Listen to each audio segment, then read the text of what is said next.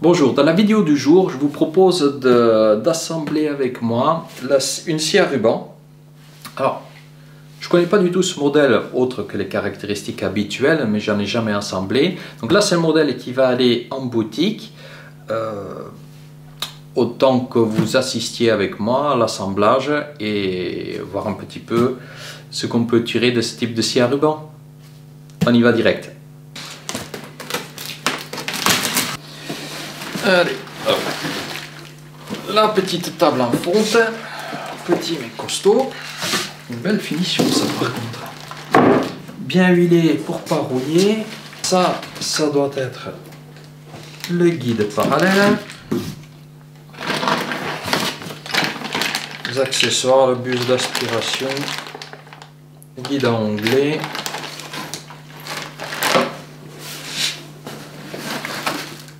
La notice.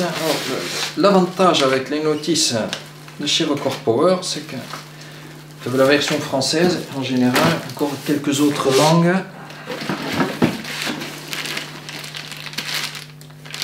La règle qui doit se mettre en bout de table pour recevoir les guides parallèles.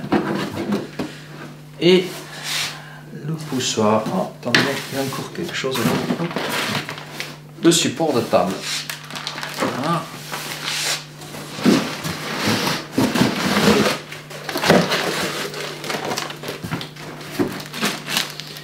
Il reste plus que la scie elle-même à sortir.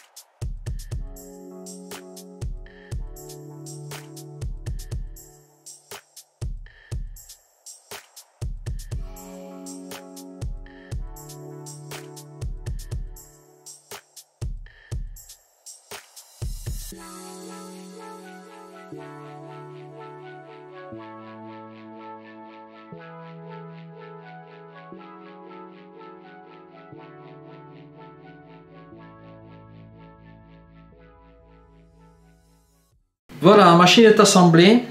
Bon, ça n'a pas pris trop de temps. Je ne sais pas trop exactement à quelle heure on a commencé. Je pense que vous avez vu que même moi, j'ai posé la notice, hein, ce qui était plutôt un bon point.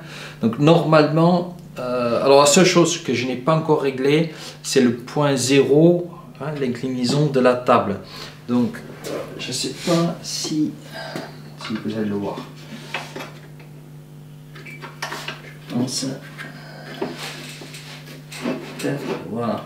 Je ne sais pas si vous voyez ici en dessous.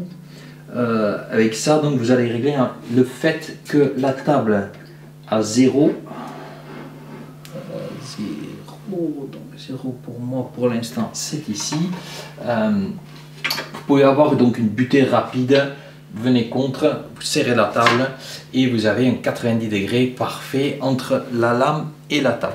Bon, la table, c'est une table en fonte, je triche, j'ai les caractéristiques derrière, de 315 par 350 mm. Donc c'est de la fonte grise. C'est pour une petite machine comme ça, vraiment très bien d'avoir mis une table quand même qui tienne la route, parce que ça permet d'exploiter quand même la puissance un petit peu. Et de plus en plus de gens, de par le fait qu'ils ont des ateliers relativement petits, optent pour ce type de scie à ruban pour faire des carrelets à stylo ou préparer leur bois pour le tournage ou la sculpture par exemple. Bon, là j'ai monté toute option sauf ça, mais on y viendra, je vous montrerai l'autre côté de la machine.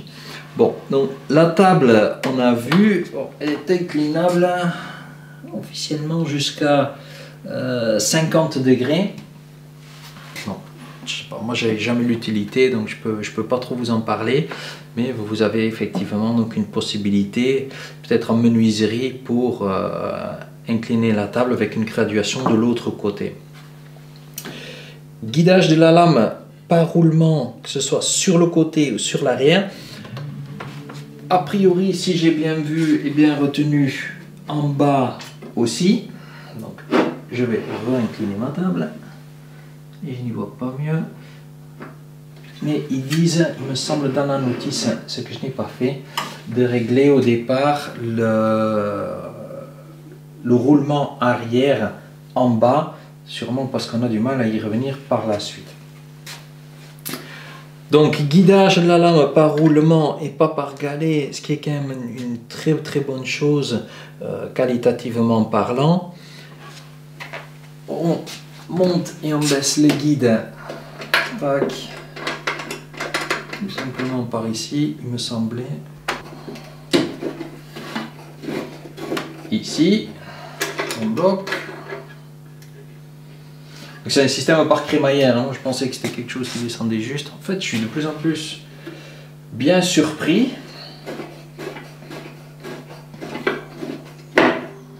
Voilà. Donc, hauteur de coupe, je ne sais pas s'ils le mettent. Ouais. 120 de hauteur, 240 de largeur. Je commence à bien faire quand même, hein, pour quelque chose de ce type là.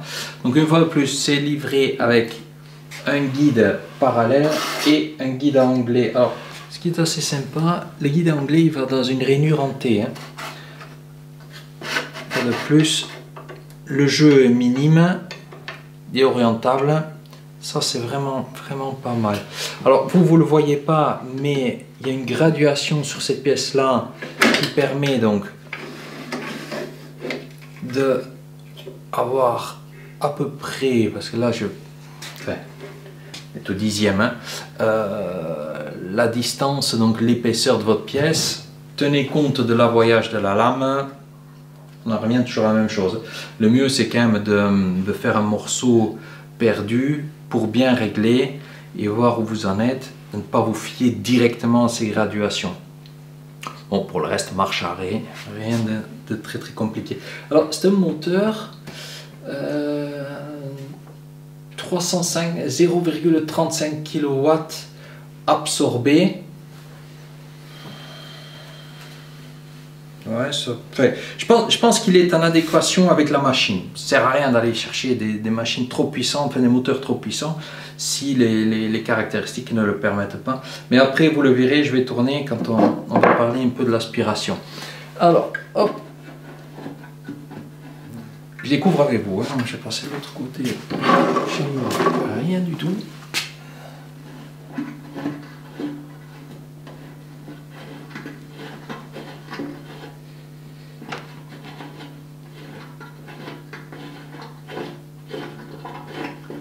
Ça c'est long, mais au moins c'est pas avec un tournevis. Ou en bas, hop. Pareil.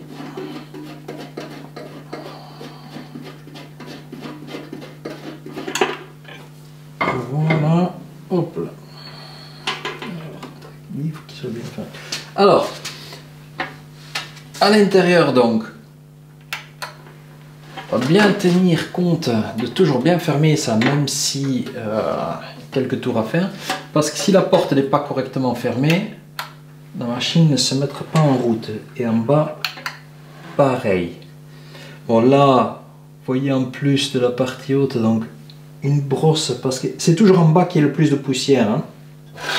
Donc il va venir nettoyer la roue afin de ne pas agglomérer trop de poussière. Là vous voyez déjà l'aspiration. Alors cette grille c'est uniquement parce que vous n'êtes pas, enfin, c'est supposé aspirer que de la poussière, hein. Donc pas de gros morceaux qui partent par là. Bon, ça c'est réglage de tension de la lame, rien de plus simple, hein. Dans un sens ça monte, dans un sens ça descend. Bon, je ne sais pas si vous voyez la crémaillère du coup. Voilà, on va refermer bien comme il faut. Voilà l'arrière, donc ça c'est la plaque avec laquelle j'étais en train de tricher pour les caractéristiques. Donc on a dit tension de la lame, et ça c'est le réglage d'inclinaison, c'est ça qui évite donc que votre lame fasse avant-arrière. C'est donc avec ça en fait qu'on va régler l'alignement des points d'appui. Alors parfois c'est plus facile que d'autres, c'est pas la faute à la machine, c'est pas la faute à la lame, c'est la corrélation entre les deux, et en général il faut y aller petit pas par petit pas, hein. C'est pas je fais 3 tours et je regarderai comment ça marche. Donc là c'est une sortie de 58 mm, mais, et ça c'est beaucoup plus utile d'après moi pour les ateliers, il y a donc un adaptateur qui permet de venir brancher du 100 mm dessus, donc des aspirateurs d'atelier. Voilà. Et là je vous disais, donc, ce moteur, même si sa puissance est assez restreinte, il est d'une belle dimension, ce qui en général veut dire qu'il a un couple de fonctionnement quand même intéressant. Donc je pense pas qu'on sera embêté question puissance. Voilà, je pense avoir fait le tour de cette petite scie à ruban BS250 de Record Power. Si jamais vous voyez d'autres points ou si vous avez des questions, que ce soit sur cette machine ou sur d'autres, n'hésitez surtout pas à nous laisser un petit commentaire ou nous contacter directement. Abonnez-vous à la chaîne, n'hésitez pas à activer les notifications afin d'être avisé pour toute nouvelle sortie. Et moi je vous dis à bientôt.